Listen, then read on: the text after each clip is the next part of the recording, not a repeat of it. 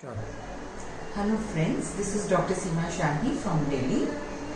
I would like to tell you today about diabetes, its etiology and pathogenesis, and which is the type which is more prevalent in India. So now what is diabetes?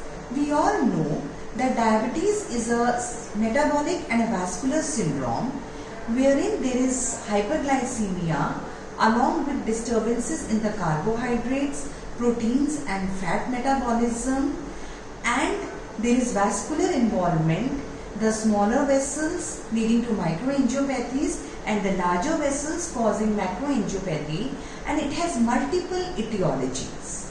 So now, as we all know that type 2 diabetes is much prevalent, more than 90% of the diabetics are type 2 diabetics. As we've seen that the scenario has changed. Earlier we used to say that the younger the patient, type 1 would be the cause, and the older the patient would be terminated as type 2 diabetics. But now the scenario has changed. Younger individuals are also suffering from type 2 diabetes. So the two main things which we need to learn for type 2 diabetes is, first of all is insulin resistance, and thereafter is the insulin secretory defect. So as we all know that as we grow older, insulin resistance slowly develops in each and every individual. But our body's insulin is so much that it powers that resistance and the patient doesn't develop diabetes. Those who develop type 2 diabetes, there the amount of insulin secreted is much less, that it is unable to overpower the resistance which is developed progressively with age. So now what happens that type 2 diabetes, in type 2 diabetics, in the early stages there is more of insulin resistance and relative insulin deficiency. But as the disease grows, what happens that the insulin resistance decreases and the deficiency of the insulin comes into the picture. So this is what we have seen. So now what happens that there is in insulin resistance, there are genetic causes as well as there are environmental causes. So genetically we can see that low birth weight babies, we don't know the reason for that, but the low birth weight babies mostly they develop insulin resistance in the later age. Then as we see obesity, particularly the abdominal obesity, which may be inherited or which may be environmental, these people are more prone to develop insulin resistance. Now there are certain drugs like the glucocorticoids and other drugs which can also lead to insulin resistance. So another thing is that beta cell function. Beta cell function means when the insulin supply, the formation of insulin, the insulin secretion decreases. So this also has inherited causes as well as the environmental causes. Here also you will see that obesity and malnutrition, malnourished children, and wherein there is a deficiency in the incretin axis, those people are and if there is a malformation of the child in utero, these people are more prone to get the beta cell deficiency.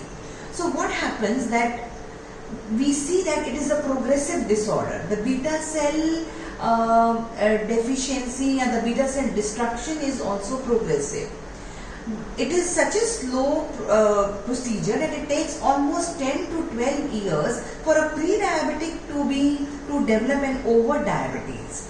So when a person is actually terminated as diabetic, by that time we have seen that about 50% of the beta cell reserve has been destructed.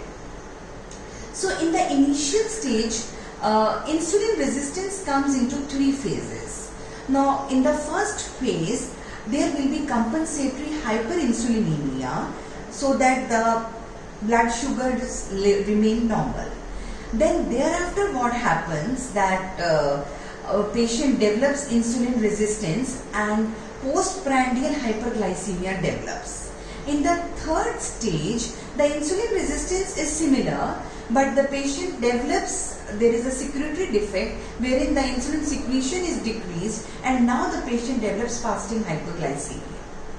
Another important thing which we see in diabetes is that there is something called as diabetic dyslipidemia or atherogenic dyslipidemia. In this leads to ASCVD, that is the atherosclerotic cardiovascular disease.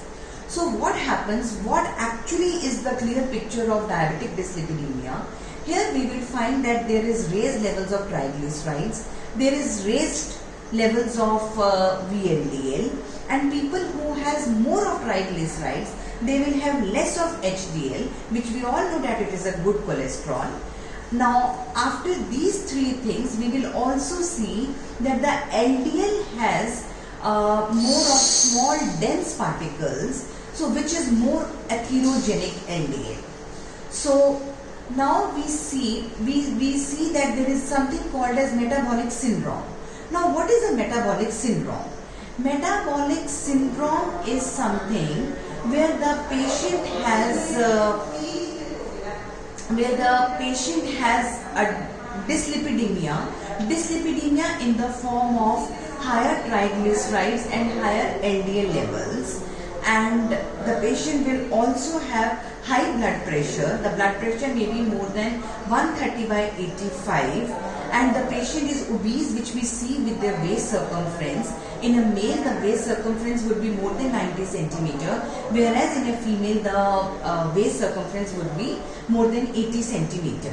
Now we have seen this metabolic syndrome. What is the main utilization of the metabolic syndrome is that it will help us to see that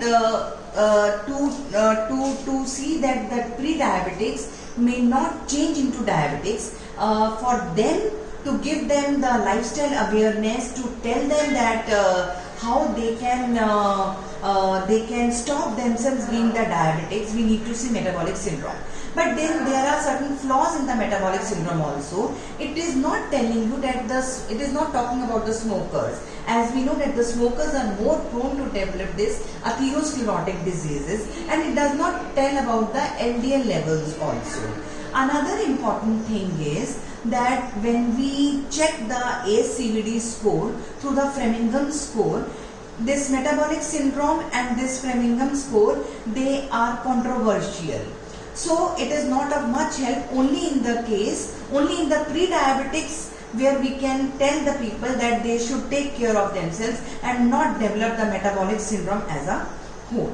Then another important thing is hyperinsulinemia. As I told that there is a compensatory hyperinsulinemia which takes place. So in that case, what does a patient develop? How can we make it that a patient is having hyperinsulinemia?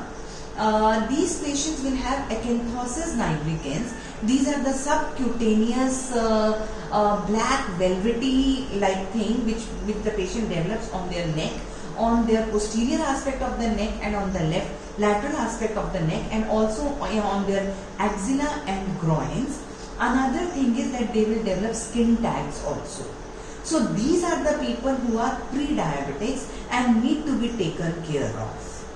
I think this much would be enough for you.